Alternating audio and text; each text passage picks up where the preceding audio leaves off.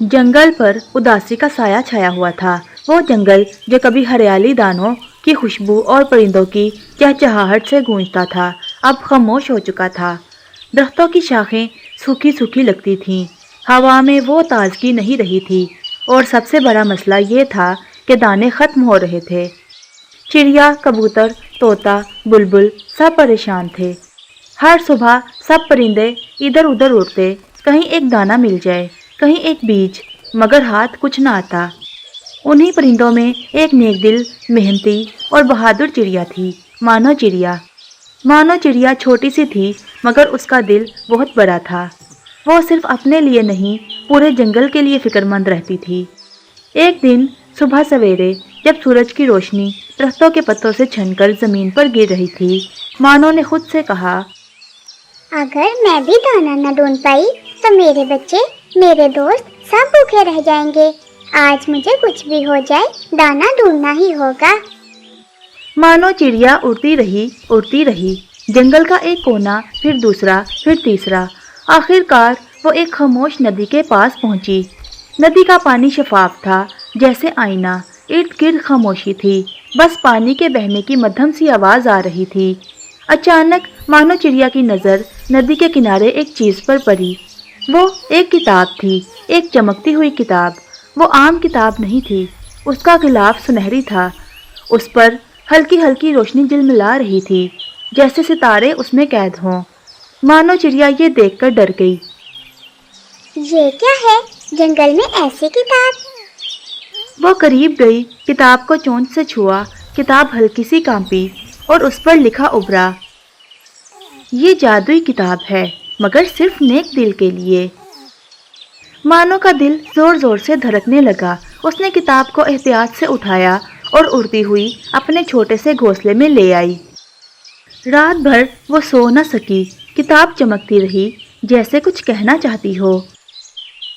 सुबह होते ही मानो ने एक पेंसिल ली, जो उसके बच्चे खेल में इस्तेमाल करते थे। अगर ये वाकई जादुई है तो एक सेब बनाकर देखती हूँ। मानो ने किताब खोली, कांपते हाथों से सेब की तस्वीर बनाई। अचानक चमक, रोशनी और अगले ही लम्हे असली सुर्ख सेब किताब से बाहर आ गिरा। मानो की खुशी की कोई हद ही न रही। याला, ये तो वाकई जादुई किताब है। उसी वक्त एक नटखट तोता उड़ता हुआ आया। मानो बहन, मैं 2 दिन से भूखा हूँ, कहीं से अमरूद नहीं मिल रहा। मानो मुस्कुराई। उसने किताब खोली, अमरूद की तस्वीर बनाई और पल भर में ताज़ा हरा भरा अमरूद सामने था। तोता खुशी से नाचने लगा। फिर कुछ देर बाद एक उदास बुलबुल आई, जिसके बच्चे कमज़ोर हो चुके थे। मानो ने उसकी भी मदद की। फल, दाने, सब कुछ जादुई किताब से मिलता गया। जल्द ही पूरे जंगल में खुशी लौट आई। मगर उसी जंगल में एक ऐसा भी था जो ये सब देखकर जल रहा था, लल्लू कौवा। वो लालची था, हसद से भरा हुआ। अगर ये किताब मेरे पास होती तो मैं पूरे जंगल का बादशाह बन जाता।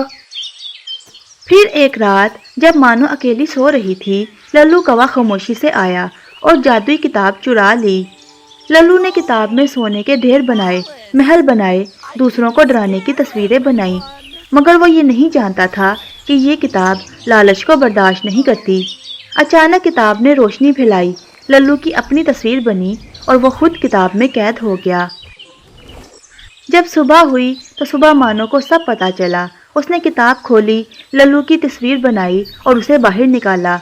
लल्लू रोता हुआ बोला, मुझे माफ कर दो चिड़िया बहन, मैंने लालच में आकर सब कुछ खराब कर दिया, मुझे माफ कर दो। फिर लल्लू कौवे ने वादा किया कि वो कभी गलत काम नहीं करेगा।